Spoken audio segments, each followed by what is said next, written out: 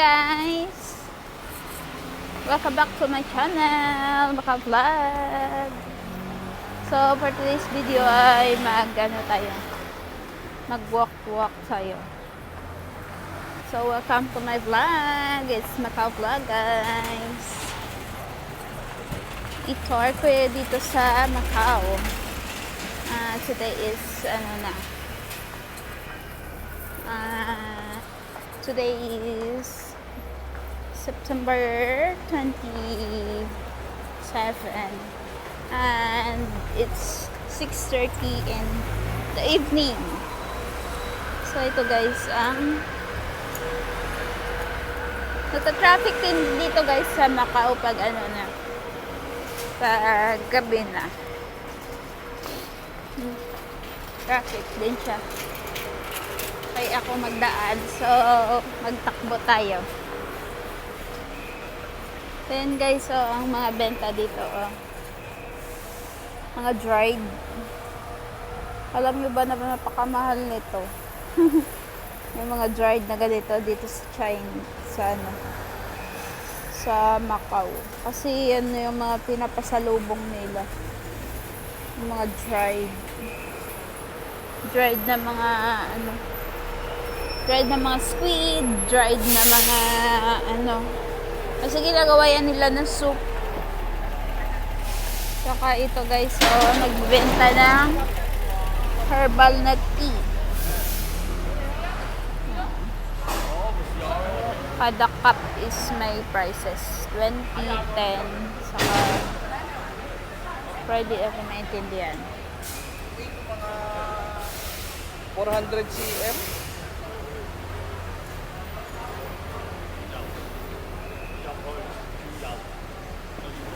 So yan guys.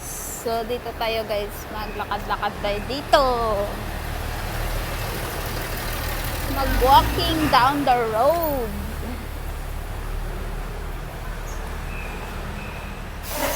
So dito guys na banda is ito yung Senado Square na road na tinatawag nila na San Malo.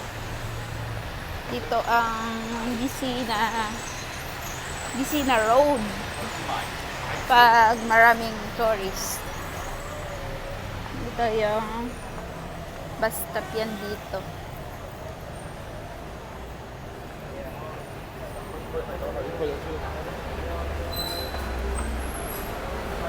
So yan guys, busy time din ngayon kasi uwian na ng mga mga nagpasok sa opisina. Ay, parang may ganito din, parang sa Pinas. Nagbenta ng charyo.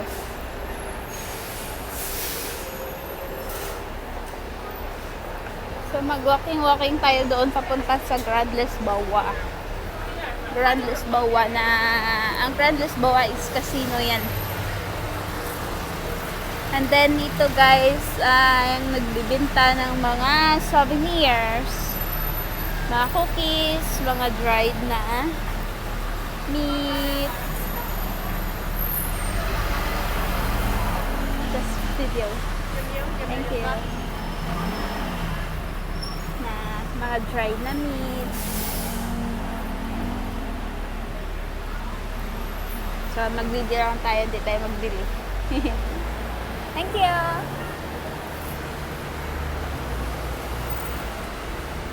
So yan lang guys, nag-video lang tayo. Sabi ng babae, gusto mo mag-try. So sabi ko, hindi ko. Pwede yun mag-free taste guys, pero very small lang. Kaya doon na sa San Malo. So napakaganda na doon ngayon, Yun! Doon. May mga lights na. So, mag-video tayo dyan sa pagbalik natin. Kaya magpunta muna tayo sa Grand Lisboa. Nagtakbo sila. Nagtakbo-takbo na mga tao.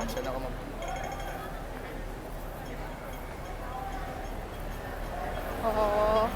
May ginagawa pala sila doon, oh. Baka gagawa sila ng stage. Kasi malapit na yung Mid-Autumn Festival. So, may mga magano yan dyan. May mga performance. Something like that. Ang Mid-Autumn Festival is the Mooncake Festival yan, guys. So, 3 days yan. Tapos, holiday naman yan. Holiday naman yan dito sa Macau. So, marami naman yan na mooncake. Mooncake. Tapos may yan siya. Yung mooncake is parang yan siya, square or circle. Tapos may yan siya sa loob. May salted egg. Ang egg yolk ba ng salted egg? Doon sa loob yun. Ganun yan. So, may Pizza Hut din dito, guys, oh. Ang dami dito nagbibenta ng mga jewelries. Pero napaka-expensive. Oh my God, this one, ah. Nagkakainang-kainang.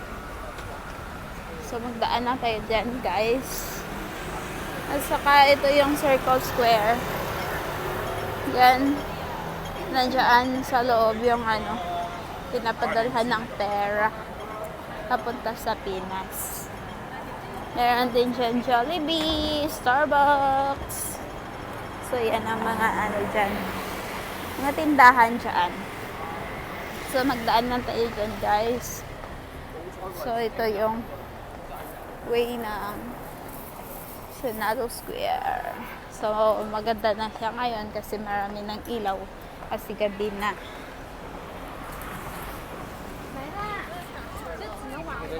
Saka yun ang guys, ang Wynn Palace. Wynn Hotel pala, Wynn Hotel.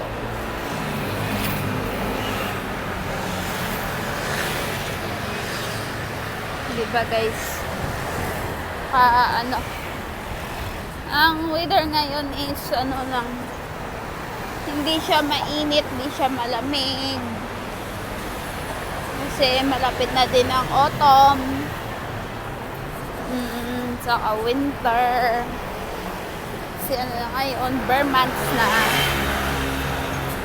Bare months na, kaya malapit na yung lamig. So, dito, guys, pag summer, napaka-init din. Sobrang init. So, magtawid tayo kaya naka-green man siya. Nag-green na lahat. So, lahat ng tao nagkatawid na. Diba? Ganda. Tapos doon, may pulis na nag-control na traffic. Takbo! Takbo na mga tao. So, dito, guys, jewelry shop din. Maraming mga jewelries. Saka dito, mga shoes.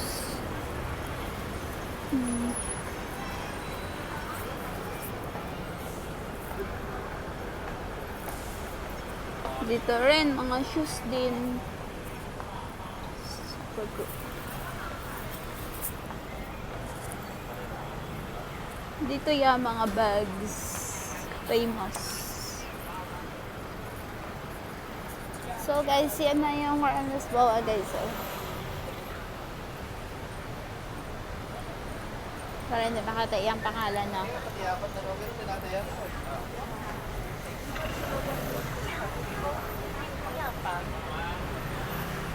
So, mag-walk tayo, guys, papunta doon.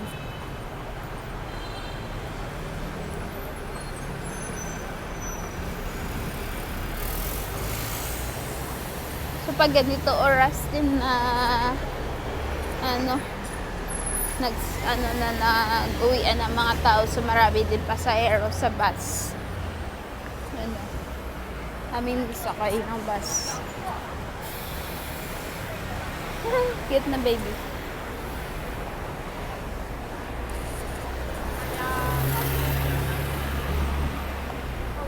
Sa lahat pala na nagsusupport sa aking channel, thank you so much. Wala, may pulis naman dito. Oh.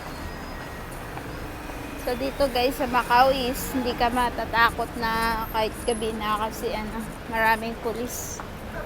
Kada kanto yata may pulis. Tapos nagro-robbing yan sila. Nagro-robbing yan sila palagi. Dito pala mag-exchange ng money. Exchange ng money.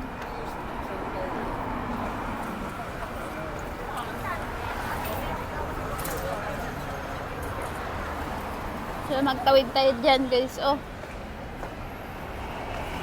Ay doon man tayo magpunta sa may circle na yan. Yan ang Grand Los Bawa. Dito tayo magtawid.